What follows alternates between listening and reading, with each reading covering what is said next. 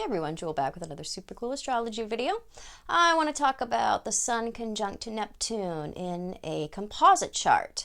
So the Sun is a couple's vitality, their expression, a lot of their identity, how that blends.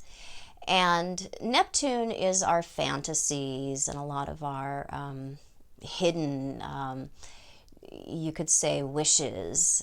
So it's our sensitivities as well. So we always want to look at the house that this conjunction falls into, because that's going to tell you a lot about what area of life these two people are really going to be pouring their Neptune into, their hopes and their fantasies and things that they want to see. So this conjunction shows one of two things. Either a lot of over-idealization about each other, or even more often, total delusion about each other. There's a way that you have to uncover the truth of who you are with and what you really mean to each other when we have hard Sun-Neptune aspects. You blend in such a way that you encourage each other's fantasies, what you would like to see, to really pour out onto each other. So you look like the exact manifestation of what each other has always wanted and hoped and wished for and fantasized about. So coming across somebody who does and says and sounds like what you have always wanted them to do and say and sound like is not love. We often mistake it as such because, they match exactly everything that I've always wanted, but that doesn't have anything to do with them. So what's actually happening is you're having these feelings of love about what you think they should be. So you're seeing your inner fantasies of perfection really seemingly acted out by each other when we have hard Sun-Neptune aspects. So the amount of projection that occurs with this conjunction, it's very, very severe with all hard Sun-Neptune aspects. Very, very severe. Martyrdom is very, very common with the hard aspects between the Sun and Neptune, because we feel like we want to save each other or we have to sacrifice for each other. People with sensitivity issues love hard aspects between Sun and Neptune because we can really sink into our boundary problems when we have these kinds of relationships. So we have to watch out. There is a spiritual connection that occurs with all Neptune aspects, especially when we have this particular conjunction. It gives the feeling of really being tied together. So you seem somehow inseparable, or like a part of each other.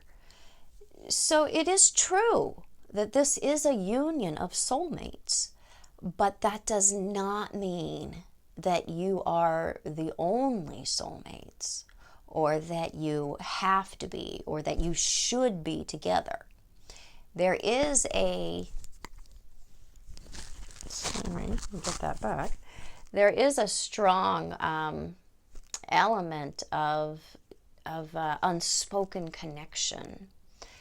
So you have to look at the entirety of everything, because sometimes you do see this particular conjunction showing up in a functioning composite chart where it's a very good relationship. Usually you don't, though, because there is a strong element of avoidance indicated by this aspect, all hard aspects between the Sun and Neptune, that keeps the infatuation and romantic projection going.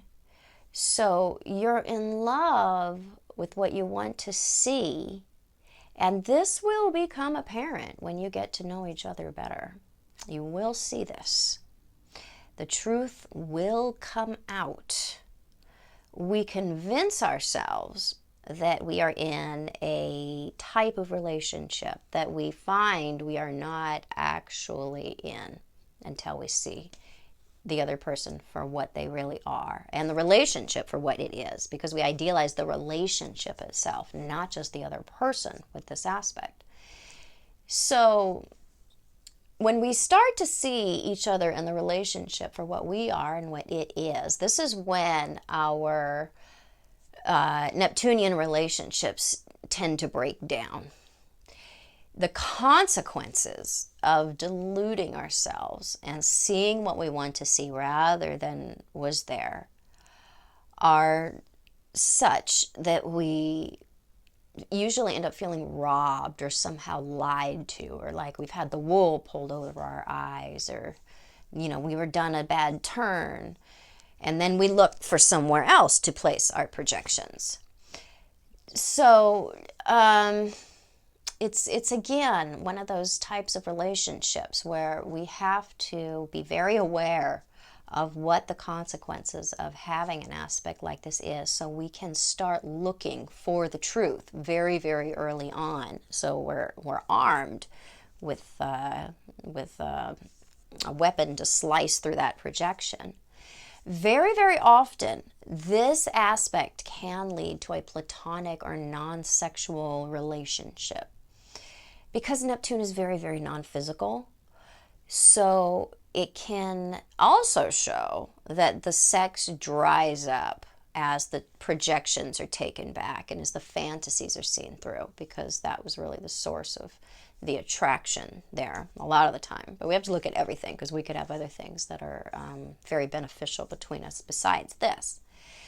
So occasionally, when we have this particular conjunction, we can see two people who are a perfect soul, as perfect as we can get. Nobody's perfect. A perfect soul match, or a spiritual match of some kind. This is not usually the case with this conjunction, but almost everybody with this aspect will think that it is, until they don't. So many, a deluded twin flame has this, or other hard moon or sun, sometimes Venus, Neptune, hard aspects in the composite chart or in the synastry as well, and usually in their natal charts too. So this conjunction does lend a softness and a desire to forgive to the relationship. There are a lot of good reasons why Neptune exists, but we want enough Neptune in the relationship. We don't want a lot or too much, and often this conjunction represents too much. We want so badly to see the best in each other that we often will see past the flaws that signal future trouble. And we have to be aware of what is happening between the two of us to make a good decision in a relationship. And Neptune takes away the awareness between the two of us. So we have to accept each other as we are. Try to see what really is. It will be impossible to do until some of the infatuation wears off. But it is so necessary, so you can make an informed choice about this relationship. You may be a good match, but you will not know that until the glow of Neptune begins to wear off.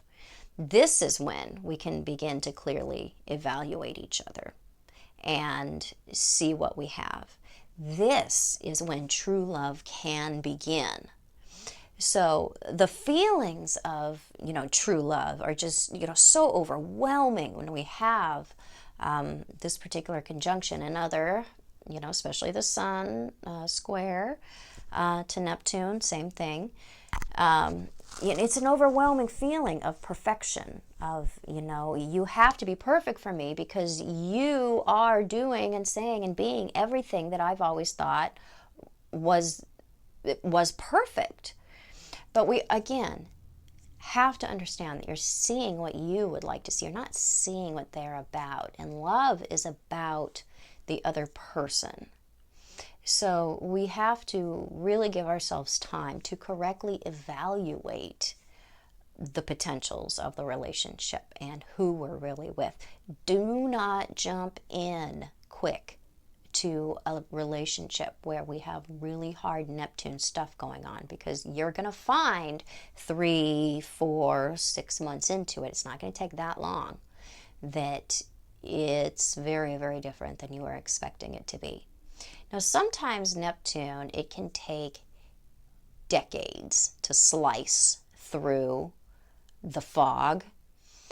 That's usually when we have several hard Neptune aspects going on. Typically, it's going to take, under a year for us to start to see things clearly.